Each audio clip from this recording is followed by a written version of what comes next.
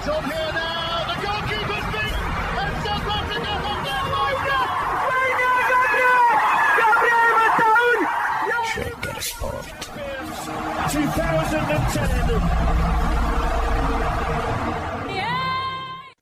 ሰላም ጤና ይስጥልን እንደምናላችሁ የተከበራችሁና የተወደዳችሁ የሸገር ስፖርት ዊዝ አበበ ግደይ የዩቲዩብ ቻናል ቤተሰቦቻችን በያላችሁበት እጅግ አስደሳች ጊዜን እያሳለፋችሁ እንደሆነ ተስፋ እናደርጋለን። መልካሙን ሁሉም ለናንተ እንመኛለን። ታዲያ ይህንን ሸገር ስፖርት ዊዝ አበበ ግደይ የሚለውን የዩቲዩብ ቻናላችንን ሰብስክራይብ አድርጉት፣ የደውል ምልክቱን ተጫኑትና አዳዲስ ፕሮግራሞችን ስንለቅ መልእክት ይድረሳችሁ።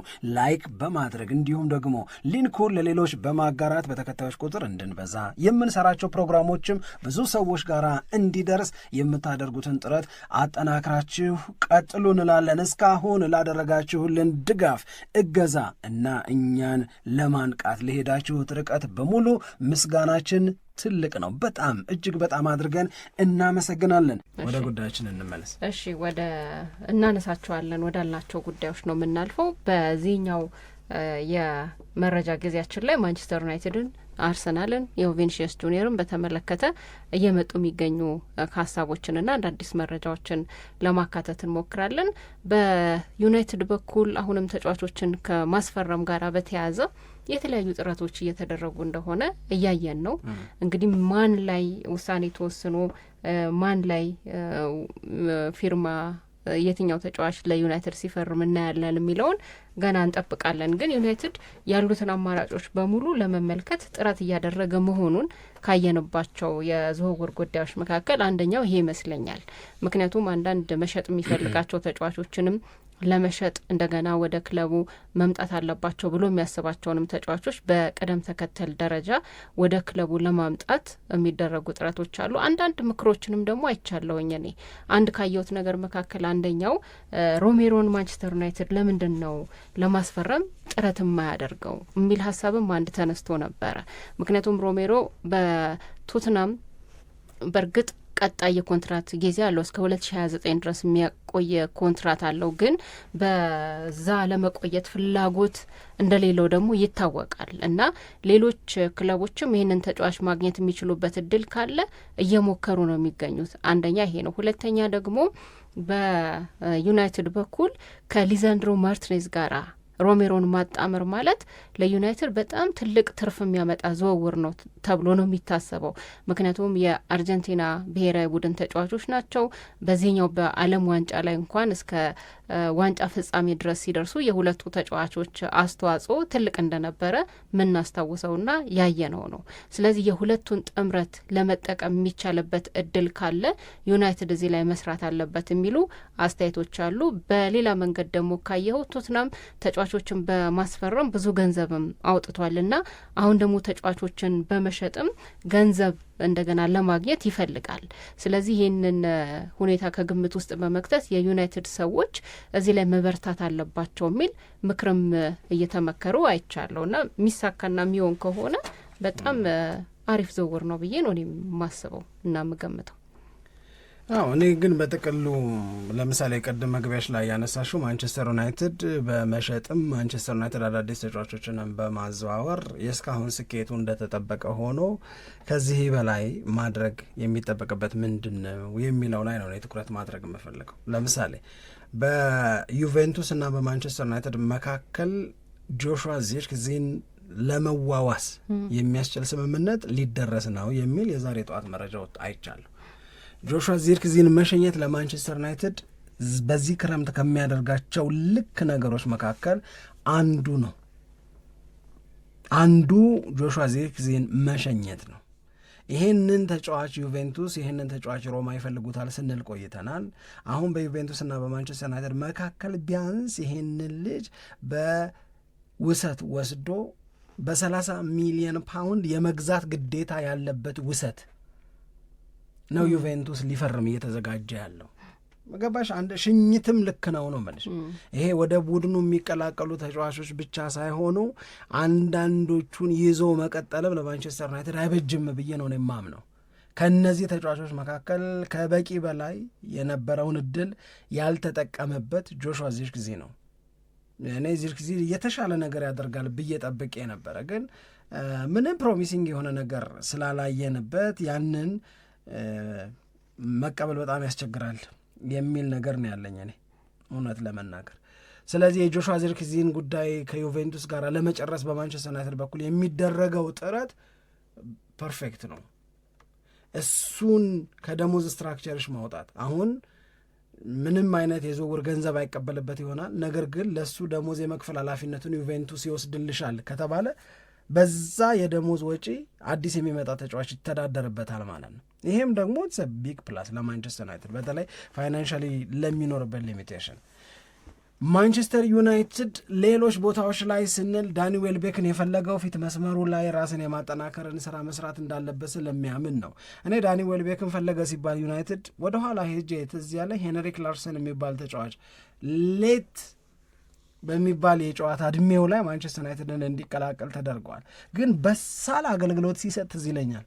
ምናልባት ምን ያህሎቻችሁ እንደምታስታውሱ አላቅም። ስዊድናዊ ነው ሄንሪክ ላርሰን እና ማንቸስተር ዩናይትድን ከተቀላቀለ በኋላ ይህን ዝም ያለ መለጥ ያለ ምናምን ተጫዋች ነው፣ ግን በጣም በሳል የሚባል አገልግሎትን ሰጥቷል ለማን ዩናይትድ፣ በጣም በሳል የሚባል። ስለዚህ እንደዛ አይነት አገልግሎትን ፈልጎ ይመስለኛል ዳኒ ዌልቤክን እያለ ያለው። እኔ ከዳኒ ዌልቤክ ይልቅ ግን ማንቸስተር ዩናይትድ ቢያደርግ በጣም ልክ ይሆናል ብዬ የማምነው ኦሌ ዋትኪንስን መውሰድ የሚችልበት እድል ከዚህ ባነሰ መንገድ ሊመጣ አይችልም። አንድ በዳኒ ዌልቤክና በኦሌ ዋትኪንስ መካከል የ5 ዓመት ልዩነት አለ። ይሄ 30 ነው ዋትኪንስ፣ ዳኒ ደግሞ 35 ነው። የ30 ዓመቱ ሰው ይሻልሻል።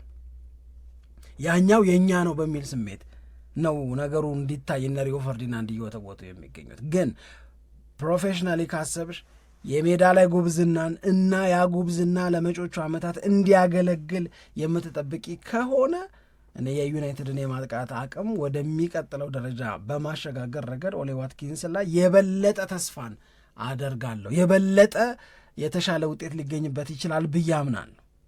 ኦሌ ዋትኪንስ ቢፈርም ኦሌ ዋትኪንስም ማልን ዳኒ ዌልቤክም ማልን ምናልባት ከሁለቱ ውጪ ያለንም አማራጭ እያሰብንም እንኳን ቢሆን ማንቸስተር ዩናይትድ ፊት መስመሩ ላይ ግን ራስን የማጠናከር አማራጭ የማስፋት ሥራ መስራት መቻል አለበት የሚለው ላይ ግን መተማመን አለብን። ሁለት ምክንያቶች ናቸው የሚነሱት። አንዱ የማንቸስተር ዩናይትድ የራሱ ጥረት ነው ከኦሌ ዋትኪንስ እና ከዳኒ ዌልቤክ ጋር የሚገናኘው። ሁለተኛው የማንቸስተር ዩናይትድ ውሳኔ ነው ጆሹዋ ዚርክዚን ወደ ዩቬንቱስ ለመሸኘት፣ ጆሹዋ ዚርክዚን ዩቬንቱስ እንዲወስድለት እያደረገ ያለው ጥረት ነው። ሰው ካጎደልሽ ባጎደልሹ ቦታ ላይ ሰው መተካት አለብሽ፣ ይጠበቅብሻል። እና ይሄም ደግሞ ልክ ነው።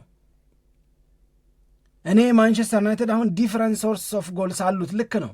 የጎል ምንጩ ሰፍቶ አይተናል። 2025-26 ምስክራችን ነው የማንቸስተር ዩናይትድ የጎል ምንጭ መስፋቱ። ከምን አንጻር? ከ2024-25 አንጻር፣ ከ2023-24 አንጻር በኔጌቲቭ ጎል ዲፍረንስ የጨረሰባቸው የውድድር ዓመቶች ማንቸስተር ዩናይትድን የሚያክል ገናናና የተከበረ ቡድን ያገባው ጎል ከገባበት ይልቅ የሚያንስ ኔጌቲቭ ጎል ዲፍረንስ ላይ ሲሆን አንዱ ይጠቀስና ይወቀስ የነበረው የፊት መስመሩ ላይ ያለው ኤፊሽንሲ በሚያስደነግጥ መንጠን ድሮፕ አርጓል የሚል እኮ ነው። ሳምፕል ድሮፕ አርጓል፣ በቃ የለም ለማለት ይቀርብ እና ማንቸስተር ዩናይትድን እንደዛ ሆኖ ማየት መቼም ቢሆን ልክ አይደለም፣ መቼም ቢሆን ልክ ሊሆንም አይችልም። ዩናይትድ ክብሩ ትልቅ ነው። ዩናይትድ ቦታው ከፍ ያለ ነው።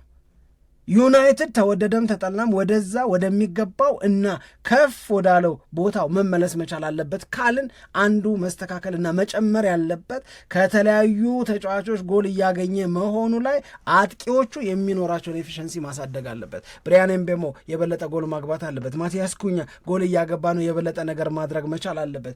ቤንጃሚን ሼሽኮ እንደምንለውና 2025-26 ላይ በሚገርም መጠን ብዙ ነገሮች ተሻሽለው እንዳየነው ሁሉ የዩናይትድም ሰዎች ኮራ ብሎ ነው እኮ የሚናገሩት። 2025-26 የዝውውር አካሄዳችን ልክ መሆኑን አይተንበታል፣ እንደ 2025-26ም ዘንድሮም ልክ መሆን አለብን ምናምን የሚሉሽ እነዚህ በዛ የውድድር ዓመት ዩናይትድን ማገልገል የጀመሩ ተጫዋቾች ለማንቸስተር ዩናይትድ የማጥቃት እንቅስቃሴ ትልቅ አስተዋጽኦ በማድረጋቸው ነው፣ በሌላ አይደለም። ግን በቂ አይደለም። ግን ይበልጥ አስተማማኝ መሆን አለበት። ምክንያቱም ማንቸስተር ዩናይትድ ወደ ቻምፒዮንስ ሊግ ተመልሷል። ምክንያቱም ማንቸስተር ዩናይትድ በሳምንቱ አጋማሽም ጉዳይ አለው። ጌሞች በየ2 በየ3 ቀኑ ተከታትለው ይመጡብሻል። በሳምንት አንዴ ብቻ እየተጫወቱ አይደለም የሚኖሩት 2026/27ን ከቻምፒዮንስ ሊግም ከኤፍኤ ካፕም ከካራባኦ ካፕም እኔ በጊዜ ይሰናበታለሁ ብዬ አላስብም።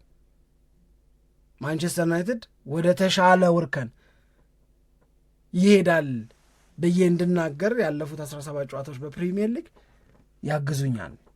ስለዚህ እዚህ ላይ መስራት አለበት ማንቸስተር ዩናይትድ።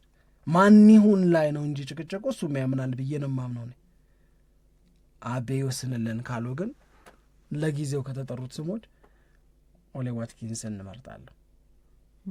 ዳኒ ዌልቤክ የማንቸስተር ዩናይትድ ልጅ ነው፣ ስለዚህ ወደ ቤቱ ይመለስ የሚለው ስሜት ቢገባኝም ለዛ ስሜት ዋጋና ክብር ብሰጥም የእኔ ዋናው ጉዳይ ግን የሜዳ ላዩ ነገር ነው።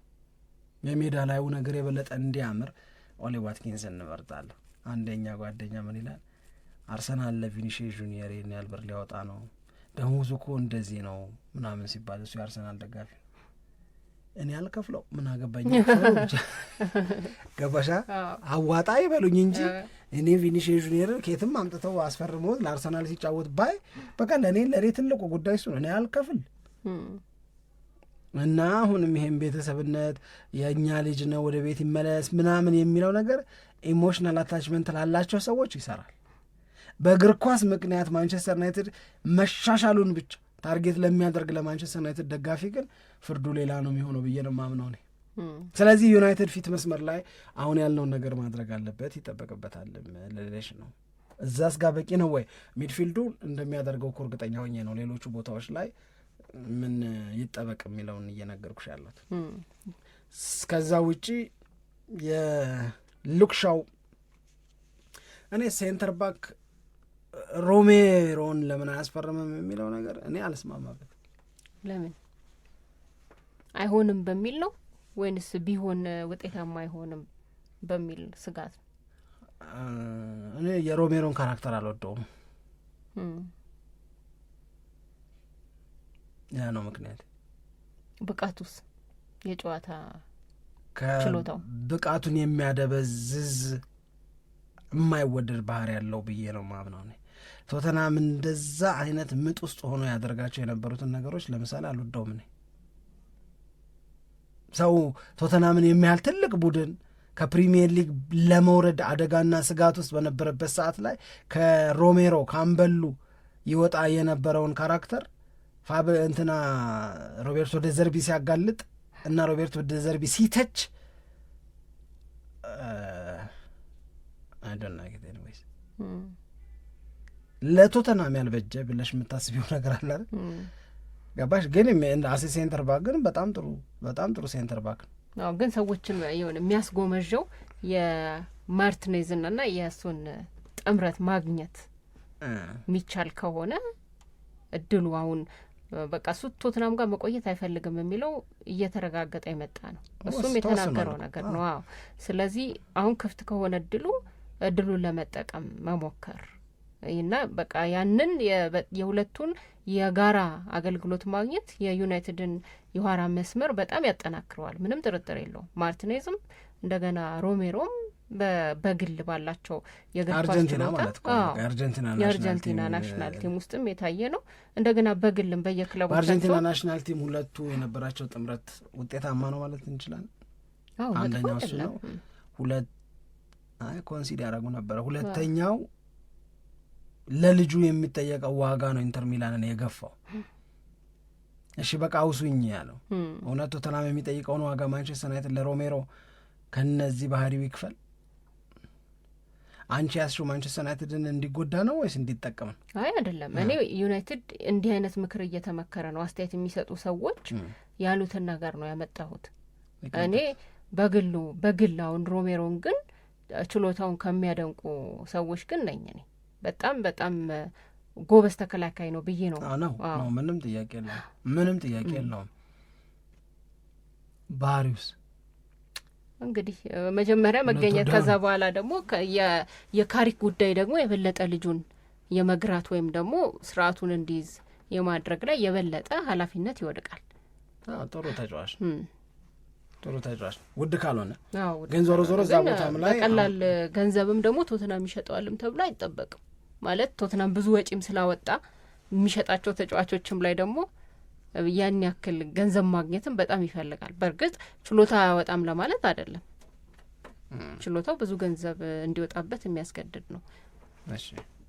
እሺ ለማንኛውም ዩናይትድ ላይ እነዚህ ጉዳዮች አሉ። ከዛ በተጨማሪ የቪኒሺየስ ጁኒየር ጉዳይን በተመለከተ ቅድም ያነሳ ነው አንድ መወያ ሀሳብ ነበር። አርሰናል ሳይሳካለት ቢሳካለት የሚያተርፈውን ነገር ስንዘራዘር ነበር ከዚህም በፊት። ግን ሳይሳካለት ቢቀር የሚፈጠሩ ጉድለቶች ምንድን ናቸው? ሰዎች በስሜታቸው ላይ ነው አብዛኛው ተጽዕኖ ሊያድር የሚችለው እና የሚፈጠረው ነገር ምንድን ነው የሚለው ላይ ትንሽ ጊዜ ወስደን መነጋገር እንችላለን።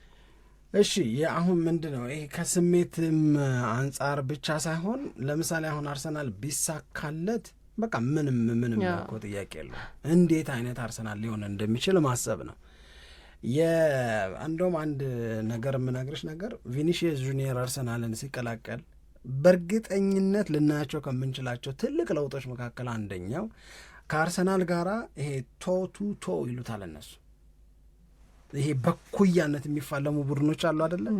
በኩያነት የሚፋለሙ ማለት አርሰናል እንዳያጠቃን፣ አርሰናል ጎል እንዳያገባብን፣ አርሰናል ኳሱን ተቆጣጥሮ በተደጋጋሚ ወደኛ ግብ ክልል እንዳይመጣ ብለው ሪዘርቭድ ሆነው በራሳቸው የግብ ክልል አካባቢ ለመቆየት እዛ ውስጥ ምቾት ያላቸው ተጋጣሚዎች አይደለም እልሽ። አርሰናልን እያጠቃ መጫወት የሚፈልግ ክለብ እኳል እንደነዛ አይነት ክለቦች ዋጋቸውን የሚያገኙት ቪኒሺየስ ጁኒየር አርሰናልን ሲቀላቀል ነው። ለምን ብቲ በአርሰናል የግብ ክልል ተገኝተው አርሰናልን ለማጥቃት ከፍተኛ ጥረት አድርገው የአርሰናል ተጫዋቾች ኳሱን እንዳገኙ መጣል ያለባቸው ለቪኒ ጁኒየር ነው። ህልም ብሎ ከመቼው እኛ ግብ ክልል ደረሰ፣ ከመቼው አደጋ ሆነ ምናምን የሚለውን ነገር ነው የሚያመጣው። ስለዚህ በእግር ኳስ ምክንያት አርሰናል ቪኒ ጁኒየርን ቢያስፈርም ትልቅ ለውጥ ነው የሚሆነው። አንድ ሀቅ ልንገርሽ፣ በ2025/26 የአርሰናል ግራ መስመር በዋናነት በእነማን ነበር የተያዘው? በጋብርኤል ማርቲኔሊ እና በሊያንድሮ ትሮሳርድ። ሊያንድሮ ትሮሳርድ እና ጋብርኤል ማርቲኔሊ ተደምሮ 7 ጎል አላገቡ። የሁለቱ በሁሉም የውድድር እኮ ነው የምልሽ። ሼም ማለት ያሳፍራል አይደል? ያሳዝናል፣ በጣም ያሳዝናል። እውነት ለመናገር ሰው ይባላል የምንለው ነገር የሚታይም እንደዚህ ባሉ ቁጥሮችም ጭምር የሚገለጽና የሚረጋገጥ ነው። አርሰናል ተከላካዩ ምርጥ ነው፣ አርሰናል አማካዩ ቆንጆ ነው፣ አርሰናል ቀይ መስመሩ ላይ በጣም ጥሩ ነገር አለው ብለን ሄደን የምናነሳውና ምናምን የምንለው ግራ መስመሩ ላይ ነው። አሁን ባልኩሽ መጠን በጣም ደካማ የሚባል የወረደ ውጤታማነት ነው ያለው አርሰናል። ምንም ጥያቄ የለውም ቪኒሺየስ ጁኒየርን ማስፈረም ነምበር ዋን የሚባለውን ተጫዋች የራስ ማድረግ ነው። በምን ጉዳይ ላይ? በግራ መስመር በኩል ላይ የአርሰናል ዋነኛ ድክመቱ ግራ መስመር ላይ ነው። የቪኒሺየስ ጁኒየር ዋነኛ ጉብዝናው ደግሞ እዛ ላይ ነው። ስለዚህ የአርሰናልን ድክመት ሙሉ በሙሉ ያስወግድለታል ብለሽ ብትናገሪ ልክ ብቻ ነው የምትሆኙ። አርሰናል ይሄንን ተጫዋች ማስፈረም በደንብ ይቀይረዋል የምንለው አንድም ሊያንድሮ ትሮሳርድን ሸኝቷል፣ ሁለትም እዛ ቦታ ላይ ያሉት አማራጭ ተጫዋቾች በሙሉ ቦታቸውን እየያዙ ነው። ቪኒሺየስ ጁኒየር ላይ መሟሟት አለበት አርሰናል። እድሉ ከተገኘ ሊያባክነው የሚገባ አይነት እድል አደለም። እድሉ ከተገኘ ያንን እድል ለመጠቀም የሚቻለውን በሙሉ ማድረግ መቻል አለበት የምንለው ሞርጋን ሮጀርስ ስለሌለ ነው፣ ባርኮላ ስለማይኖር ነው፣ ዲዮማንዴም ወደ ሪያል ማድሪድ ስለሚሄድ ነው። ማን ቀረ ታዲያ? አነርሳ እንጂ በአውሮፓ ቻምፒዮንስ ሊግ የዋንጫ ጨዋታ በፒኤስጂ ተሸንፈው ጨዋታው እንዳለቀ አርቴታ በሰጠው ጋዜጣዊ መግለጫ ላይ በጣም ፈጣን፣ በጣም ስማርት፣ በጣም የሚቀይረንን ዝውውር እናደርጋለን አልነበረ እንዴ ሲል የነበረው? ስለዚህ አርሰናልን በጣም የሚቀይር ዝውውር የሚፈለግ ከሆነ ድጋሚ ከፒኤስጂ ጋር ወይ ከባየር ሚዩኒክ ጋር ወይ ከባርሳ ሪያል ማድሪድ ጋር ወይ ከነማን ሲቲ ጋር ሲጫወት አርሰናል በግራ መስመሩ መዳከም ምክንያት እንዳይጎዳና አንሶ እንዳይታይ የሚያደርግ ዝውውር ያስፈልገዋል። ማስፈረም ይሄንን እኩያነት ሳይሆን ይሄንን መብለጥም ሊያመጣለት ይችላል ለአርሰናል። ቪኒሺየስ ጁኒየርን የአርሰናል ተጫዋች ሊሆን እንደሚችል ታሳቢ አድርገው ትልልቆቹ ሚዲያዎች ትላንትና ሲጠይቁ የነበረውን አንድ ጥያቄ ልንገርሽ። ቪኒሺየስ ጁኒየር በእስካሁን የተጫዋችነት ህይወቱ ከፕሪሚየር ሊግ ክለቦች ጋር ያለው ሪካርድ እንዴት ነው አሉ። ምክንያቱም የአርሰናል ተጫዋች ሊሆን ነው፣ ከዛ እነዚህን የፕሪሚየር ሊግ ክለቦች ዊኪን ዊክ አውት ሊገጥም ነው። የእሱ ሪካርድ እንዴት ነው? ጉብዝናው በፕሪሚየር ሊግ ክለቦች ላይ ይገለጣል አሉ። ይሄንን ጥያቄ ስትመልሽ አዎ በደንብ የምትይ ከሆነ አርሰናል በፕሪሚየር ሊግም ቪኒሺየስ ጁኒየርን በማስፈረም የበለጠ ጉልበቱን ይጨምራል። ምክንያቱም የቪኒሺየስ ጁኒየር ሪካርድ ከፕሪሚየር ሊጉ ክለቦች ጋር በጣም ጥሩ ነው። ነገር ግን ደግሞ አይ የምትይ ከሆነ ብለሽ ደግሞ ልታስቢበት ይገባል። ግን ህይወት ፋይን በጣም በብዙ መለኪያዎች ቪኒሺየስ ጁኒየር አንደኛ ነው። የሚያምርለትን ነገር ልንገርሽ፣ በተጋጣሚ የግብ ክልል መገኘት፣ ኳስ መንካት። በተጋጣሚ የግብ ክልል ውስጥ ኳስ እንደ ልብ ነው የሚነካው። በሱ ችሎታው 9.8 ከ10 ነው የተሰጠው። እዛው ነው ያለው ልጁ። ኳስ ያገኛል፣ ፔኔትሬት አድርጎ ይገባል። ሁለተኛው የቪኒሺየስ ጁኒየር ኳሊቲው ሹቲንግ ነው። 9.8 ነው ሹቲንጉ። ቴኮን ነው ሌላኛው 10 ከ10 ነው የተሰጠው። ጎል ማስቆጠር፣ የግብ ዕድል መፍጠር ከ9.6 በላይ ነው እኮ እነዚህ ላገኝ የግብ ዕድል መፍጠር። ከግራ መስመር በኩል አርሰናል የትኛውን የግብ ዕድል ሲፈጥር አይተን?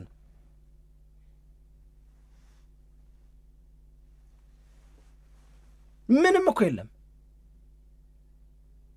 ስለዚህ ማስፈረም ለአርሰናል የሚፈጥርለት ነገር በጣም ብዙ ነው፣ ምንም ጥያቄ የለውም። አለማስፈረምስ ሁለተኛው ጽንፍ።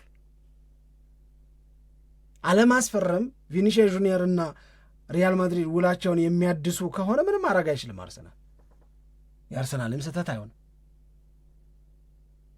ቪኒሺየስ ጁኒየር እና ሪያል ማድሪድ አብረው መቀጠል አቅቷቸው ቪኒሺየስ ጁኒየር ገበያው ላይ አቬለብል ሆኖ በሊቨርፑል ቢበለጥ፣ ቪኒሺየስ ጁኒየር አቬለብል ሆኖ ሌሎች ክለቦች ከአርሰናል ይልቅ ቢወስዱት ግን አርሰናል በጣም ትልቅ ኦፖርቹኒቲ አመለጠው እላለሁ። ያንን ኦፖርቹኒቲ በማባከኑ ግን ምን ነው እባክህ ሊባል ይገባዋል። 2-3 ምክንያቶች አሉኝ። አለማስፈረም የሚፈጥረው ሜስ ከባድ ነው የሚሆነው። አንድ፣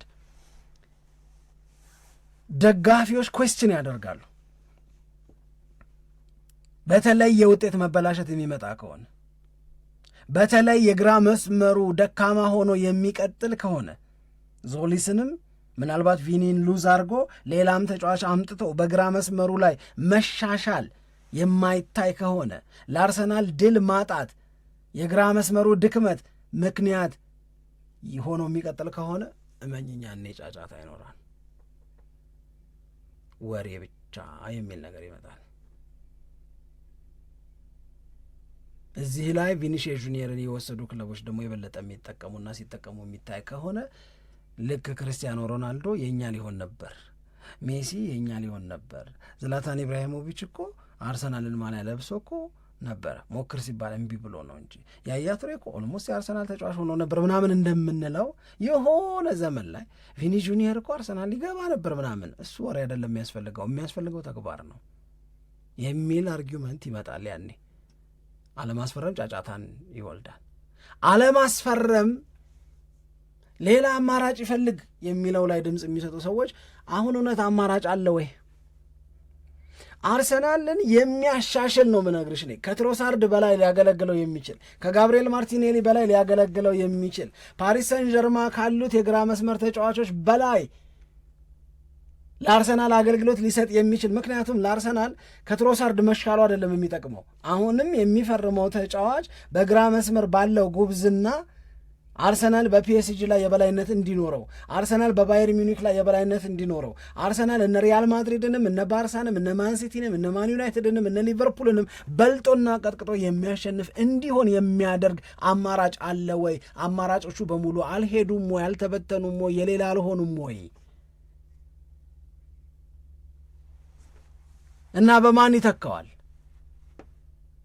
እንደ ዝም ብለሽ አፍሽ ላይ ስለመጣ አማራጭ ምናምን እኮ አይደለም እምትይው። ማን አለ ገበያው ላይ ምን የሚያደርግ?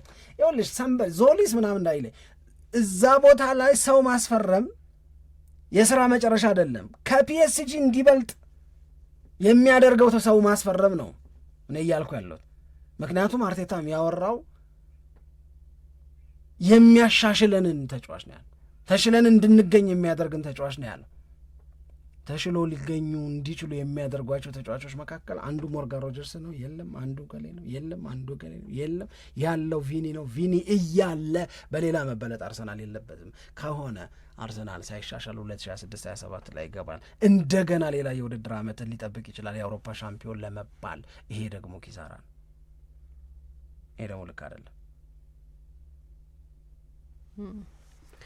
ከዛ ውጪ ሁሊያን አልቫሬዝን ይፈልጋል፣ ሞርጋን ሮጀርስን ይፈልጋል፣ ባርኮላን ይፈልጋል፣ ዲዮማንዴን ይፈልጋል። ሲቲ ኦል ዚስ ፕሌየርስ 100 ሚሊዮን ፕላስ እኮ ነው ወጫቸው አይደል? ሶሬዲ ነሱ ነበረው ማለት ነው። አርሰናል ፋይናንሻሊ 100 ሚሊዮን ጨመር አድርጎ ለመስጠት ችግር አልነበረበትም ማለት ነው። እነዚህ ተጫዋቾች ሞርጋን ሮጀርስ ብትዩ፣ ሁሊያን አልቫሬዝ ብትዩ፣ ባርኮላ ብትዩ ከቪኒሺየስ ጁኒየር ያነሱ ናቸው። ለእነሱ 100 ምናምን ሊያወጣ ተዘጋጅቶ ከነበረ ያንን ያዘጋጀውን ገንዘብ ለቪኒሺየስ ጁኒየር ለምን አያውለውም? ምክንያቱም ቪኒ ዘ ማን፣ ቪኒ ዘ ዋን።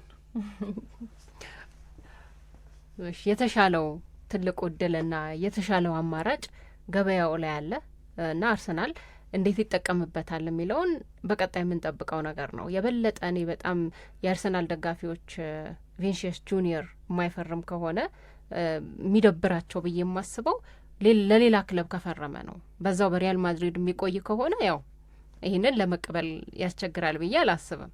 ግን ለሌላ ክለብ የሚፈርም ከሆነ ወደ ሊቨርፑልም ወደ ሌላ የእንግሊዝ ፕሪምየር ሊግ ተሳታፊ ክለብም ባይሆን ወደ ሌላ ክለብ ከሄደ ግን የአርሰናል ደጋፊዎች በጣም ይቆጫሉ ብዬ አስባለሁ። አንደኛው ይሄ ነው። ከዛ ውጪ ግን እንዲሁ ዝም ብዬ ሳስበው የነበረው ነገር ለምሳሌ ሁሊያን አልቫሬዝን ቢያስፈርም እና የቪኒ ባይሳካ ማለቴ ነው ቢያስፈርም የኮሬሽ እዛው ሆኖ እና ክሩፒን ቢያመጣ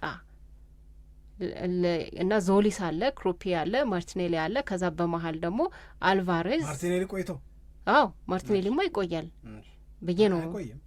እሺ ግን በቃ እንደዚህ ሀሳብ እናስበው። እሺ እና በሁሊያን አልቫሬዝ እንደገና ዮኮሬሽ ቢኖሩ የአርሰናልን የመሻሻል ነገር ከፍ አያደርገውም ወይ? የቪኒሺየስ ጁኒየር ብቸኛና አንድ አማራጭ ብቻ ነው ብሎ ማሰብ ሲል ድረስ ነው ያስኬደው። የቪኒሺየስ ጁኒየርን ያህል አይሆኑም ነው። ሁለት ነገር ነው የምለው ሳምሪ። አንደኛው የምለው ነገር ምንድን ነው ማነው አርሰናል ቪኒ ጁኒየርን ትቶ አሁን እንዳልሽው ሁሊያን አልቫሬዝን እንደዚሁም ክሩፔን ያስፈረም ቢባል ለክሩፒ በርንመዝ እየጠየቀ ያለውን ዋጋ ሰምተሻል። 100 ምናምን ነው ለሁሊያን አልቫሬዝ እየተሰጠ አትሌቲኮ ማድሪድ እምቢ እያለ ያለውን መልእክትም ገንዘብም ሰምተሻል። 100 ምናምን ነው።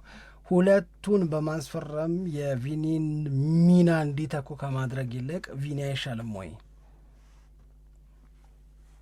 የኔ አርጊመንት ነው ይሄ። ግን መነሳ ዋናው እዚህ ጋር መታሰብ አለበት ብዬ የማስበው ቪኒ እዛው ቆይቶ ሪያል ማድሪድ ወደ ሌላ ክለብ ሄድማ ከሆነ የአርሰናልን ጉዳይ የበለጠ ጥያቄ ውስጥ ሊከት ይችላል። ግን እዛው ሪያል ማድሪድ የሚቆይ ከሆነ በሌላ ክለብ ካልተበለጠ ማለት ነው። በቃ ቅድም ባልነው ነገር ላይ ሆነ ማለት ነው እኮ ማን ይሻለዋል ይሄኛው አማራጭ አይሻለውም ወይ አይደል ያልሽ? ይሄም እንዳንድ አማራጭ አለና ያን ያክል ክፍተት ይፈጥራል ወይ ነው እኮ አሁን ይሄም ራሱ ሁለቱን ተጫዋቾች ለማስፈረም ሰምቲንግ ከ250 ሚሊዮን ፓውንድ በላይ ያስፈልግሽ ነው እኮ ነው የምልሽ። እሺ ቪኒሲየስ ጁኒየር ያንን ያህል ሲያስወጣሻል ወይ ከነ ደሞዙ ጨምሮ እኮ ነው የምልሽ። ስለዚህ ሁለቱን ከማድረግ ይልቅ ቪኒን ማድረግ የበለጠ አይሻልም ወይ ነው። ሁለተኛው አሁንም ከአምናው አርሰናል በግራ መስመር እንዲሻሻል ማድረግ ብቻ ሳይሆን የሚያስፈልግ የሚመስለኝ አርሰናል በአስተማማኝ ሁኔታ ሊፎካከሩት ሊገዳደሩት ከሚችሉ ተጫዋቾች ማነው ክለቦች እንዲበልጥ የሚያደርግ የአርሰናል እኮ ቅዱስ አምሪ ምን እንደሆነ ታውቂያለሽ? የእንግሊዝ ፕሪሚየር ሊግን ዋንጫ መድገም ብቻ እኮ አይደለም የአርሰናል እቅዱ እኮ በአውሮፓ ቻምፒዮንስ ሊግ ለክብር መብቃት እኮ ብቻ አይደለም፣ ያንን መደጋገምም እኮ ዶሚኔት ማድረግ ዶሚኔት የሚያደርግባቸው ዲኬዶች እንዲኖሩት እኮ ነው የሚፈልገው አርሰናል። ለተወሰኑ ዓመታት በ10 ዓመት ውስጥ 6 የፕሪሚየር ሊግ ዋንጫ ማንቸስተር ሲቲ እንዳነሳው በ10 ዓመት ውስጥ በተደጋጋሚ የፕሪሚየር ሊጉን ዋንጫ የሚያነሳ እንጂ እንደገና 20 ምናምን ዓመት የሚጠብቅ አርሰናልን እኮ ከሆነ ይበቃሉ አሁን የምታያቸው መጥፎ አማራጮች አይደሉ። ነገር ግን የሆነ ዳይናስቲን ስለመፍጠር ነው እኮ እየተወራ ያለ የሆነ ቶሎ የማይበርድ ታላቅነት በሁለት ምክንያት አንድ በመሻል አሁን አርሰናል ከሌሎቹ የፕሪሚየር ሊግ ክለቦች ይሻላል ከአሰልጣኙ ከተጫዋቾቹ አብሮ መቆየት ጋር ብቻ ብታያይዙ እንኳን በጣም ሰፊ ልዩነት አለ። ሁለት ሌሎቹን ገና መሆን አርሰናል በደንብ ኤክስፕሎይት ሊያደርገው ይገባል፣ ሊጠቀምበት ይገባል። እነዚህን ሁለት እድሎች አሳልፎ መስጠት በፍጹም የለበትም አርሰናል ነው እያልን ያለ ነው እኮ። ይሄ ከሆነ ደግሞ ወሬያችን ምን አይ ቲንክ ዘ መስዱ ሰምቲንግ ኦን ቪኒ ነው የሚያዋጣው ለአርሰናል። አዎ ከአርሰናል የአምና ግራ መስመር መሻል ብቻውን ሰክሰስ አይደለም። ፒኤስጂና አርሰናልን ቀላቅለን አንድ ቡድን እንስራ ሲባል አብዛኞቹን ከፒኤስጂ የምንመርጥበትን ነገር ማስቆም፣ በዚህም አርሰናል ይሻላል ማስባል፣ ተሽሎ ሜዳ ላይ መገኘት ከሆነ የምትፈልጊው አይ ዶንት ቲንክ ዩ ካን ሜክ ኢት ዊዝ ክሮፒ በእኔ እምነት ነው። ለጠየቅሽኝ ቆንጆ ጥያቄ ግን በጣም አመሰግናለሁ። እኔም ለመልሱ በጣም አመሰግናለሁ።